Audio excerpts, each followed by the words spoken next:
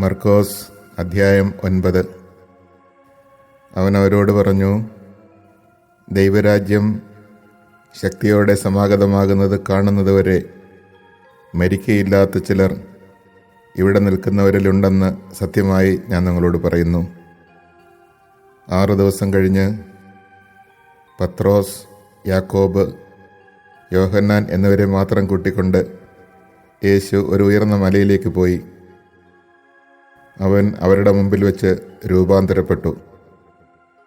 അവൻ്റെ വസ്ത്രങ്ങൾ ഭൂമിയിലെ ഏതൊരു അലക്കുകാരനും വെളുപ്പിക്കാൻ കഴിയുന്നതിനേക്കാൾ വെണ്മയും തിളക്കവുമുള്ളവയായി. ഏലിയായും മോശയും പ്രത്യക്ഷപ്പെട്ട് യേശുവിനോട് സംസാരിച്ചു കൊണ്ടിരുന്നു. അപ്പോൾ പത്രോസ് യേശുവിനോട് പറഞ്ഞു, ഗുരു, നാം ഇവിടെയായിരിക്കുന്നത് നല്ലതാണ്. ഞങ്ങൾ 3 കൂടാരങ്ങൾ ഉണ്ടാക്കാം. ഒന്ന് നിനക്ക്, ഒന്ന് മോശയ്ക്ക്, ഒന്ന് ഏലിയായ്ക്ക്. എന്താണ് പറയേണ്ടതെന്ന് അവന് അറിഞ്ഞുകൂടായിരുന്നു. അവർ അത്രയ്ക്ക് ഭയപ്പെട്ടിരുന്നു. അപ്പോൾ ഒരു മേഘം വന്ന് അവരെ ആവരണം ചെയ്തു. മേഘത്തിൽ നിന്ന് ഒരു സ്വരം പുറപ്പെട്ടു, ഇവൻ എൻ്റെ പ്രിയപുത്രൻ, ഇവൻ്റെ വാക്ക് ശ്രവിക്കുവിൻ. അവർ ചുറ്റും നോക്കി യേശുവിനെ അല്ലാതെ മറ്റാരെയും തങ്ങളോടുകൂടെ അവർ കണ്ടില്ല. അവർ കണ്ട കാര്യങ്ങൾ മനുഷ്യപുത്രൻ മരിച്ചവരിൽ നിന്ന് ഉയർക്കുന്നതുവരെ ആരോടും പറയരുതെന്ന് മലയിൽ നിന്ന് ഇറങ്ങിപ്പോരുമ്പോൾ അവൻ അവരോട് കൽപ്പിച്ചു. മരിച്ചവരിൽ നിന്ന് ഉയർക്കുക എന്നത് എന്താണെന്ന് ചിന്തിച്ചുകൊണ്ട് അവർ ഈ വചനം രഹസ്യമായി സൂക്ഷിച്ചു. അവർ അവനോട് ചോദിച്ചു, ഏലിയ ആദ്യം വരണമെന്ന് നിയമജ്ഞർ പറയുന്നത് എന്തുകൊണ്ടാണ്? അവൻ പറഞ്ഞു, ഏലിയ ആദ്യമേ വന്ന് എല്ലാം പുനഃസ്ഥാപിക്കും. മനുഷ്യപുത്രൻ വളരെ പീഡകൾ സഹിക്കുകയും നിന്ദനങ്ങൾ ഏൽക്കുകയും ചെയ്യണമെന്ന് എഴുതപ്പെട്ടിരിക്കുന്നത് എന്തുകൊണ്ട്? ഞാൻ നിങ്ങളോട് പറയുന്നു, ഏലിയ വന്നു കഴിഞ്ഞു. അവനെക്കുറിച്ച് എഴുതപ്പെട്ടിരിക്കുന്നത് പോലെ തന്നെ തങ്ങൾക്കിഷ്ടമുള്ളതെല്ലാം അവർ അവനോട് ചെയ്തു. അവർ ശിഷ്യരുടെ അടുത്തെത്തിയപ്പോൾ വലിയൊരു ജനക്കൂട്ടം അവരുടെ ചുറ്റും കൂടിയിരിക്കുന്നതും നിയമജ്ഞർ അവരോട് തർക്കിച്ചുകൊണ്ടിരിക്കുന്നതും കണ്ടു. അവനെ കണ്ടയുടനെ ജനക്കൂട്ടം മുഴുവൻ വിസ്മയഭരിതരായി ഓടിക്കൂടി അവനെ അഭിവാദനം ചെയ്തു. അവൻ അവരോട് ചോദിച്ചു, നിങ്ങൾ എന്താണ് അവരുമായി തർക്കിക്കുന്നത്? ജനക്കൂട്ടത്തിൽ ഒരാൾ മറുപടി പറഞ്ഞു, ഗുരു, ഞാൻ എൻ്റെ മകനെ അങ്ങയുടെ അടുത്ത് കൊണ്ടുവന്നിട്ടുണ്ട്. മൂകനായ ഒരാത്മാവ് അവനെ ആവേശിച്ചിരിക്കുന്നു. അത് എവിടെ വെച്ച് അവനെ പിടികൂടിയാലും അവനെ നിലം പതിപ്പിക്കുന്നു. അപ്പോൾ അവൻ പല്ല് കടിക്കുകയും നുരയും പതയും പുറപ്പെടുവിക്കുകയും മരവിച്ചു പോവുകയും ചെയ്യുന്നു. അതിനെ ബഹിഷ്കരിക്കാൻ അങ്ങയുടെ ശിഷ്യന്മാരോട് ഞാൻ അപേക്ഷിച്ചു, അവർക്ക് കഴിഞ്ഞില്ല. അവൻ അവരോട് പ്രതിവചിച്ചു, വിശ്വാസമില്ലാത്ത തലമുറയെ, എത്ര നാൾ ഞാൻ നിങ്ങളോട് കൂടെ ഉണ്ടായിരിക്കും? എത്ര നാൾ ഞാൻ നിങ്ങളോട് ക്ഷമിച്ചിരിക്കും? അവനെ എൻ്റെ അടുക്കൽ കൊണ്ടുവരൂ. അവർ അവനെ അവൻ്റെ അടുക്കൽ കൊണ്ടുവന്നു. അവനെ കണ്ടയുടനെ ആത്മാവ് കുട്ടിയെ തള്ളിയിട്ടു. അവൻ നിലത്ത് വീണ് ഉരുളുകയും അവൻ്റെ വായിലൂടെ നുരയും പതയും പുറപ്പെടുകയും ചെയ്തു. യേശു അവൻ്റെ പിതാവിനോട് ചോദിച്ചു, ഇത് തുടങ്ങിയിട്ട് എത്ര കാലമായി? അവൻ പറഞ്ഞു, ശൈശവം മുതൽ. പലപ്പോഴും അതവനെ നശിപ്പിക്കാൻ വേണ്ടി തീയിലും വെള്ളത്തിലും വീഴ്ത്തിയിട്ടുണ്ട്. എന്തെങ്കിലും ചെയ്യാൻ നിനക്ക് കഴിയുമെങ്കിൽ ഞങ്ങളുടെ മേൽ കരുണ തോന്നി ഞങ്ങളെ സഹായിക്കണമേ. യേശു പറഞ്ഞു, കഴിയുമെങ്കിലെന്നോ? വിശ്വസിക്കുന്നവന് എല്ലാ കാര്യങ്ങളും സാധിക്കും. ഉടനെ കുട്ടിയുടെ പിതാവ് വിളിച്ചു പറഞ്ഞു, ഞാൻ വിശ്വസിക്കുന്നു. എൻ്റെ അവിശ്വാസം പരിഹരിച്ച് എന്നെ സഹായിക്കണമേ. ജനങ്ങൾ ഓടിക്കൂടുന്നത് കണ്ട് യേശു അശുദ്ധാത്മാവിനെ ശകാരിച്ചു. മൂകനും ബധിരനുമായ ആത്മാവേ, നിന്നോട് ഞാൻ ആജ്ഞാപിക്കുന്നു, അവനിൽ നിന്ന് പുറത്തു പോവുക. ഇനിയൊരിക്കലും അവനിൽ പ്രവേശിക്കരുത്. അപ്പോൾ അവനെ ശക്തിയായി നിലത്ത് തള്ളിയിടുകയും ഉച്ചത്തിൽ നിലവിളിക്കുകയും ചെയ്തുകൊണ്ട് അത് പുറത്തുപോയി. ബാലൻ മരിച്ചവനെ പോലെയായി. അവൻ മരിച്ചുപോയി എന്ന് പലരും പറഞ്ഞു. യേശു അവനെ കൈക്ക് പിടിച്ചുയർത്തി അവൻ എഴുന്നേറ്റിരുന്നു. യേശു വീട്ടിലെത്തിയപ്പോൾ ശിഷ്യന്മാർ സ്വകാര്യമായി ചോദിച്ചു, എന്തുകൊണ്ടാണ് അതിനെ ബഹിഷ്കരിക്കാൻ ഞങ്ങൾക്ക് കഴിയാതെ പോയത്? അവൻ പറഞ്ഞു, പ്രാർത്ഥന കൊണ്ടല്ലാതെ മറ്റൊന്നുകൊണ്ടും ഈ വർഗം പുറത്തു പോവുകയില്ല. അവർ അവിടെ നിന്ന് യാത്ര തിരിച്ച് ഗലീലയിലൂടെ കടന്നുപോയി. ഇക്കാര്യം ആരും അറിയരുതെന്ന് അവൻ ആഗ്രഹിച്ചു. കാരണം അവൻ ശിഷ്യന്മാരെ പഠിപ്പിക്കുകയായിരുന്നു. അവൻ പറഞ്ഞു, മനുഷ്യപുത്രൻ മനുഷ്യരുടെ കൈകളിൽ ഏൽപ്പിക്കപ്പെടുകയും അവർ അവനെ വധിക്കുകയും ചെയ്യും. അവൻ വധിക്കപ്പെട്ട് 3 ദിവസം കഴിയുമ്പോൾ ഉയർത്തെഴുന്നേൽക്കും. ഈ വചനം അവർക്ക് മനസ്സിലായില്ല. എങ്കിലും അവനോട് ചോദിക്കാൻ അവർ ഭയപ്പെട്ടു. അവർ പിന്നീട് കഫർനഹൂമിലെത്തി. അവൻ വീട്ടിലായിരിക്കുമ്പോൾ അവരോട് ചോദിച്ചു, വഴിയിൽ വെച്ച് എന്തിനെക്കുറിച്ചാണ് നിങ്ങൾ തമ്മിൽ തർക്കിച്ചിരുന്നത്? അവർ നിശബ്ദരായിരുന്നതേ ഉള്ളൂ. കാരണം തങ്ങളിൽ ആരാണ് വലിയവൻ എന്നതിനെക്കുറിച്ചാണ് വഴിയിൽ വെച്ച് അവർ തർക്കിച്ചത്. അവൻ ഇരുന്നിട്ട് 12 പേരെയും വിളിച്ചു പറഞ്ഞു, ഒന്നാമനാകാൻ ആഗ്രഹിക്കുന്നവൻ അവസാനത്തവനും എല്ലാവരുടെയും ശുശ്രൂഷകനുമാകണം. അവനൊരു ശിശുവിനെ എടുത്തവരുടെ മധ്യേ നിർത്തി അവനെ കരങ്ങളിൽ വഹിച്ചുകൊണ്ട് പറഞ്ഞു, ഇതുപോലുള്ള ഒരു ശിശുവിനെ എൻ്റെ നാമത്തിൽ സ്വീകരിക്കുന്നവൻ എന്നെ സ്വീകരിക്കുന്നു. എന്നെ സ്വീകരിക്കുന്നവൻ എന്നെയല്ല, എന്നെ അയച്ചവനെയാണ് സ്വീകരിക്കുന്നത്.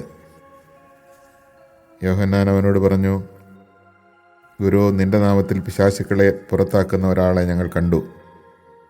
ഞങ്ങൾ അവനെ തടഞ്ഞു, കാരണം അവൻ നമ്മളെ അനുഗമിച്ചില്ല. യേശു പറഞ്ഞു, അവനെ തടയേണ്ട. ഒരുവന് എൻ്റെ നാമത്തിൽ അത്ഭുത പ്രവൃത്തി ചെയ്യാനും ഉടനെ എന്നെക്കുറിച്ച് ദൂഷണം പറയാനും സാധിക്കുകയില്ല. നമുക്കെതിരല്ലാത്തവൻ നമ്മുടെ പക്ഷത്താണ്. സത്യമായി ഞാൻ നിങ്ങളോട് പറയുന്നു, നിങ്ങൾ ക്രിസ്തുവിനുള്ളവരാകയാൽ അവൻ്റെ നാമത്തിൽ ആരെങ്കിലും നിങ്ങൾക്ക് ഒരു പാത്രം വെള്ളം കുടിക്കാൻ തന്നാൽ അവന് പ്രതിഫലം ലഭിക്കാതിരിക്കുകയില്ല.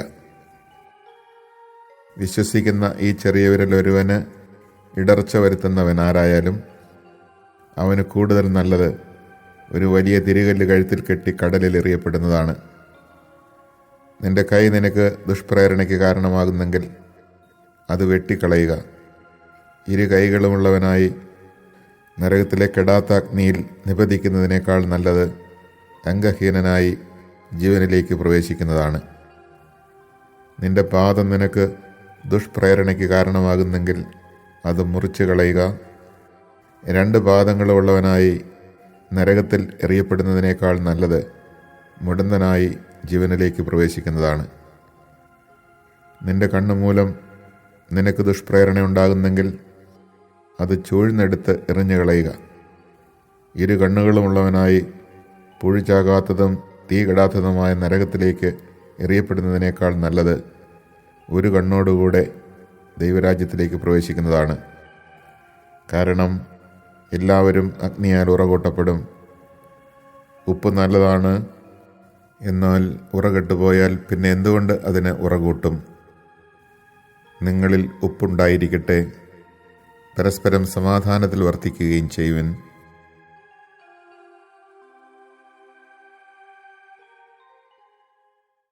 Chapter 9.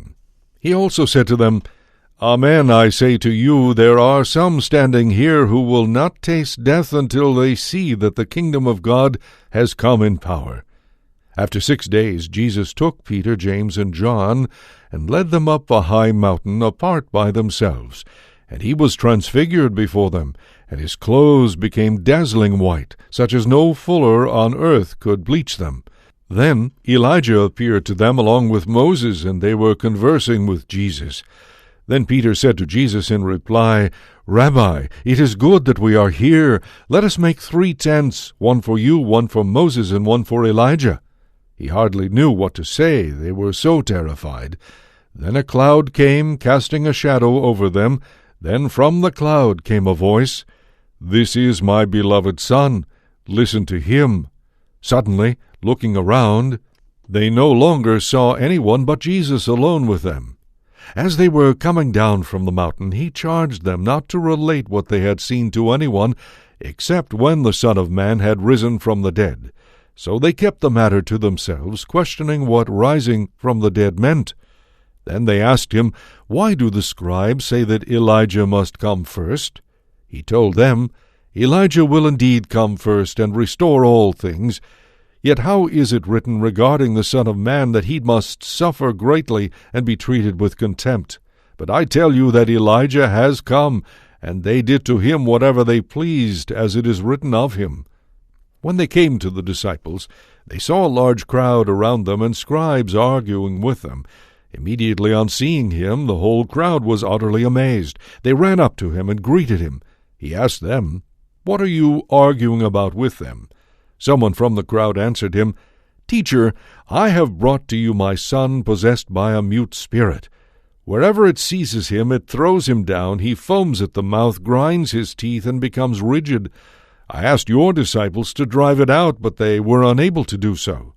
He said to them in reply, "O faithless generation, how long will I be with you? How long will I endure you? Bring him to me."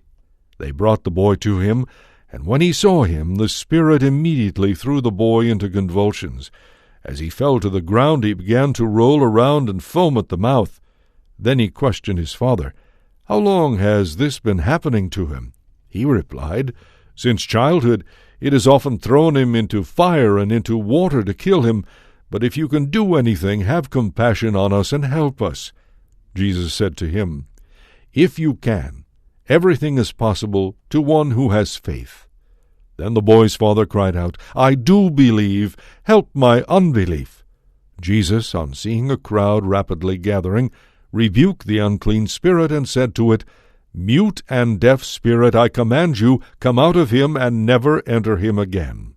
Shouting and throwing the boy into convulsions, it came out. He became like a corpse, which caused many to say, "He is dead." But Jesus took him by the hand, raised him, and he stood up. When he entered the house, his disciples asked him in private, "Why could we not drive it out?"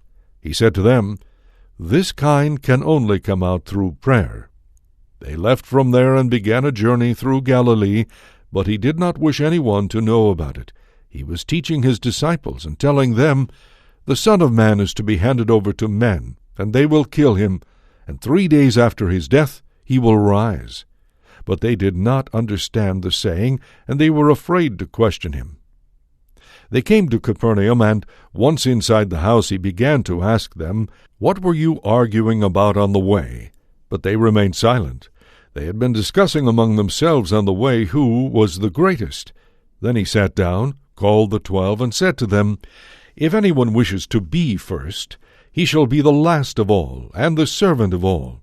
Taking a child, he placed it in their midst, and putting his arms around it, he said to them, "Whoever receives one child such as this in my name receives me, and whoever receives me receives not me, but the one who sent me."